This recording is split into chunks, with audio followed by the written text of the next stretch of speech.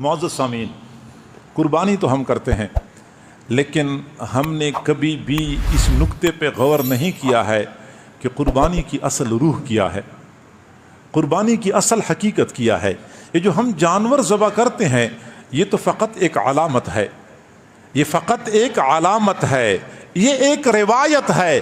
ابھی ہم چھوٹے تھے کہ یہ جانوروں کو ذبح کرنے کا سلسلہ چلا ہوا تھا، آج بھی وہ سلسلہ چل رہا ہے۔ یہ تو فقط ایک علامت ہے۔ اصل قربانی کیا ہے؟ اصل قربانی کی روح کیا ہے؟ تو قرآن عظیم الشان کا مطالعہ کریں تو 3 باتیں ہمارے سامنے آتی ہیں۔ قربانی کی اصل روح اللہ رب العزت کے حکم کے سامنے سر جھکانا ہے۔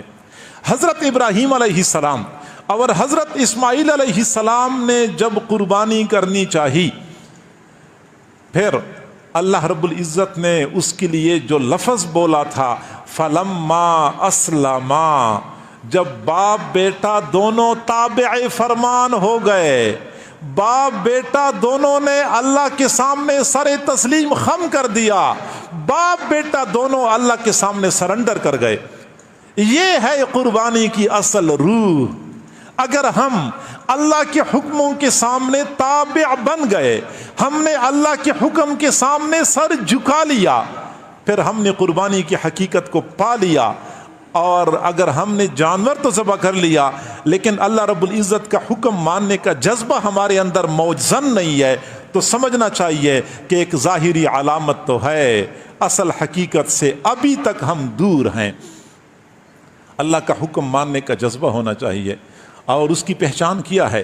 ہمارے پاس کوئی کسوٹی ہے ہم معلوم کر سکتے ہیں؟ ہاں، میں آپ کو بتاتا ہوں کہ جب ذوالحجہ کا چاند طلوع ہوتا ہے، علماء فرماتے ہیں کہ بھائی مستحب یہ ہے کہ آپ لوگ یہ بال بھی نہ کاٹیں، یہ ناخن بھی نہ کاٹیں، تاکہ حاجیوں کے ساتھ ہماری مشابہت ہو جائے۔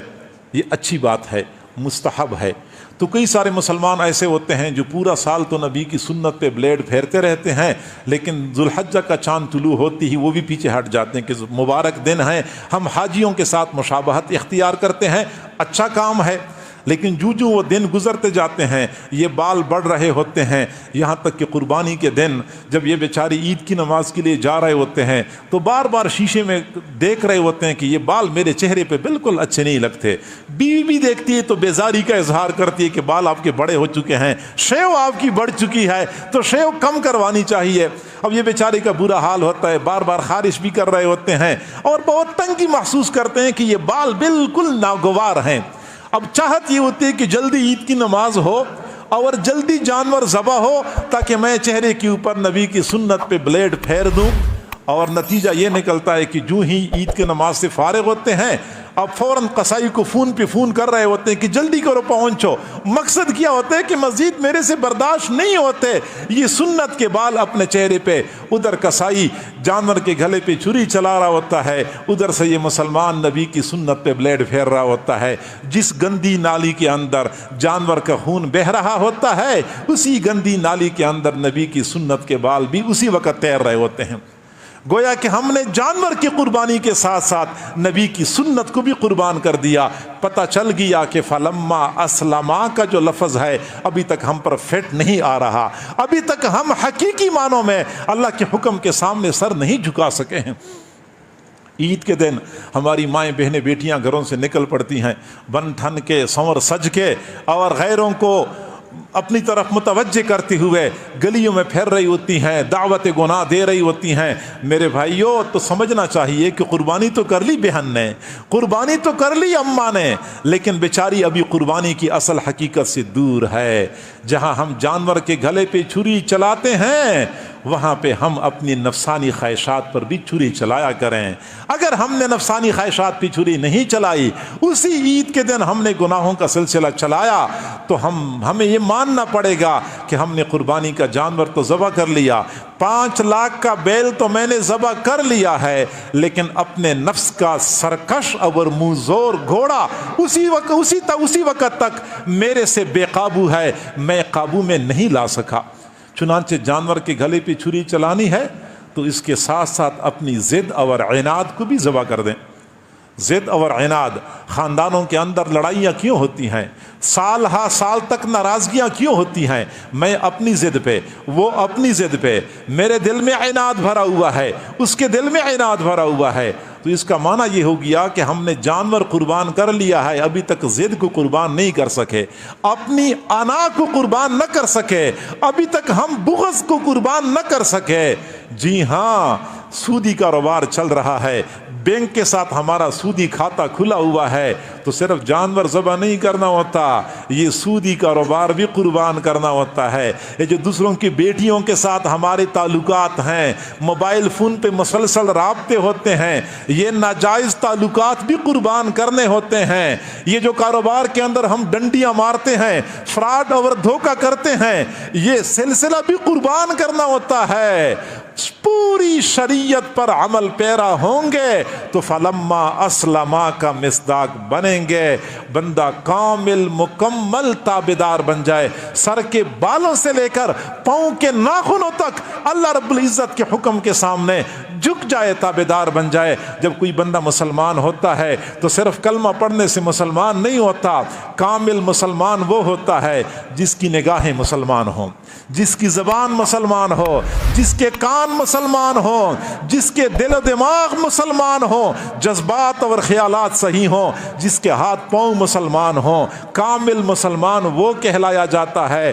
فلما اسلما کا یہی معنی ہے، بندہ مکمل اللہ کے حکم کے سامنے سر جھکا لے۔ ایک تو قربانی کے اندر یہ روح ہے، دوسری روح تقوی اور پرہیزگاری ہے، گناہوں سے بچنا۔ یہ بھی قریب قریب ہے اس پہلی روح کے ساتھ کہ بندے کے دل میں اللہ کا حکم ماننے کا جذبہ ہو۔ یہ تقوی اگر ہمارے دل میں ہے تو اللہ کو یہ قربانی قبول ہے۔ اگر یہ تقوی ہمارے دل میں نہیں ہے تو قربانی قبول نہیں ہے۔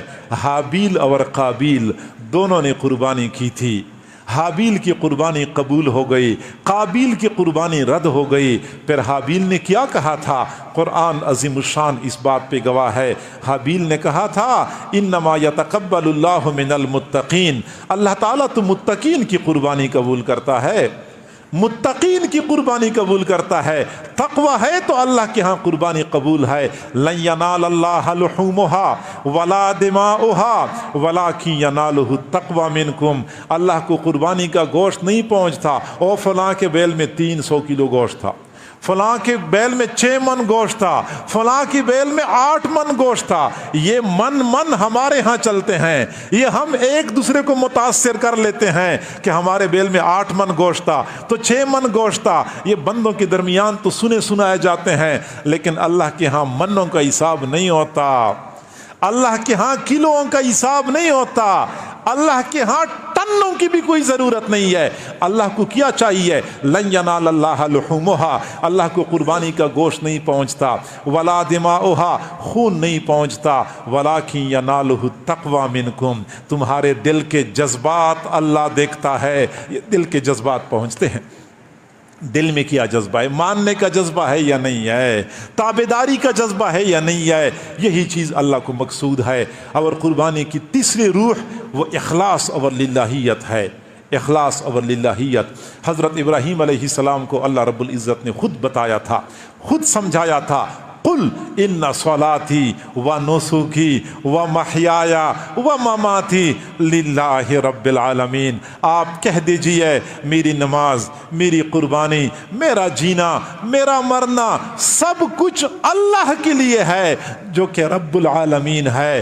اسی کو کامل بندگی کہتے ہیں۔ میرا جینا بھی اللہ کے لیے، میرا مرنا بھی اللہ کے لیے، میرا سونا بھی اللہ کے لیے، میرا جاگنا بھی اللہ کے لیے، میں بولتا ہوں تو اللہ کے لیے، کسی کے ساتھ دوستی کرتا ہوں تو اللہ کے لیے، کسی کے ساتھ دشمنی کرتا ہوں تو اللہ کے لیے، کسی کو کچھ دیتا ہوں تو اللہ کے لیے، کسی سے کچھ لیتا ہوں تو اللہ کے لیے، کسی کو رشتہ دیتا ہوں تو اللہ کے لیے، رشتہ لیتا ہوں تو اللہ کے لیے، بچے کی تربیت کرتا ہوں تو اللہ کے لیے، شادی غمی کرتا ہوں تو اللہ کے لیے۔ وَمَحْيَايَ وَمَمَاتِي، میرا جینا بھی اللہ کے لیے، میرا مرنا بھی اللہ کے لیے۔ یہ کامل بندگی ہے۔ یہ کس کے لیے ہے؟ اللہ کے لیے ہے، خالص اللہ کے لیے ہونا چاہیے۔ جی ہاں دل میں اخلاص ہے، للہیت کا جذبہ ہے۔ بظاہر چھوٹا نظر آنے والا جانور اللہ رب العزت کے ہاں ترازو میں احد پہاڑ سے زیادہ بھاری ثابت ہوگا۔ اگر دل میں اخلاص نہیں ہے، للہیت نہیں ہے، تو ہاتھی کے برابر کا بیل بھی اللہ کے ہاں مچھر کے پر کے برابر بھی تصور نہیں ہوتا۔ اس لیے اخلاص ہونا چاہیے، للہیت ہونی چاہیے۔ یہ قربانی کی اصل روح ہے۔ ہم نے اگر ان تین روحوں کو پا لیا، ہم نے قربانی کی حقیقت کو سمجھ لیا۔ اور اگر یہ نہیں ہے، تابعداری کا جذبہ نہیں ہے، تقوی پرہیزگاری نہیں ہے، اخلاص اور للہیت نہیں ہے، تو پھر ہمیں ماننا چاہیے کہ ظاہری علامت کے طور پہ ہم نے جانور کو ذبح تو کر لیا ہے، لیکن قربانی کی حقیقت ابھی تک ہم نہیں پا سکے ہیں۔ اللہ تعالی ہم سب کو سمجھنے اور عمل کرنے کی توفیق عطا فرمائے۔